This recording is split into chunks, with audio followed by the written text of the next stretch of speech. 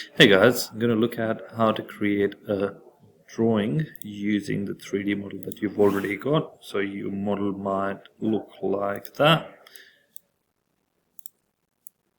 Might look a bit different depending on what you've chosen to work with. So mine looks like this. The T-light, the idea is that the T-light, which is about 10 millimeters tall at least, is going to fit in there. This is 20, just to make sure that there's a 10 plus another extra bit of space.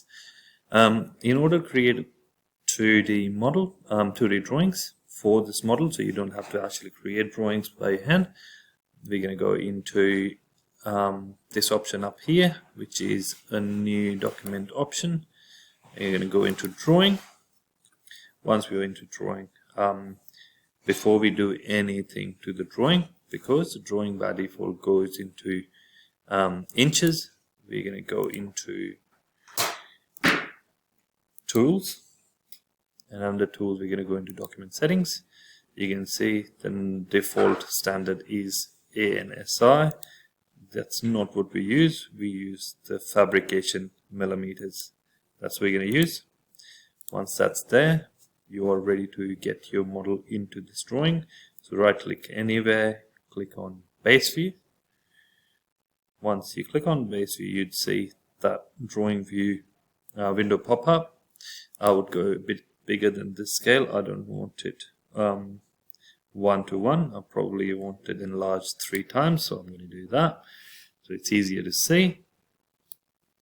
Then you're going to create front view is used.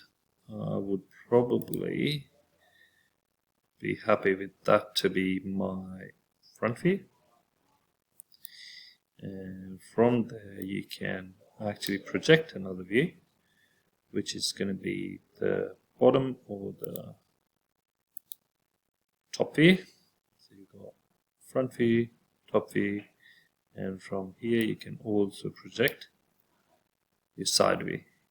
So you've got all 3 views showing on your drawing. It says it's been made by me and got the date there under title, and you finish it there. Press enter or OK.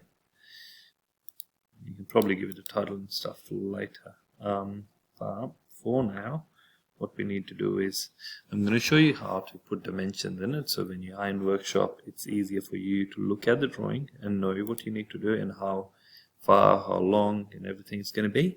We're going to go into Annotate. We're going to go into Dimension. Under Dimension you're going to go one end to the other end, how wide it's going to be. It says 50.0. That's fantastic. That's exactly what we needed. Didn't do anything, just left it at 50. Then dimension still active, so I'm going to go from top to the bottom. Should be 60 because that's what I created. 50 by 60. Now you can probably do your dimension from here to here, which is 45 because I left that little gap for your T-light in there. It's a bit flipped actually, so when you're doing it, try and do it the way you want to look at it, but it doesn't matter either way, because when you create following this drawing it'll still be what you want. Then in order to do the whole dimension for the T-light hole there, we're going to go there, and it says it's 20 mil dia, and that's what I wanted. All good here. And put dimensions in where you think you'd need them. So this one is 60, I'm pretty sure.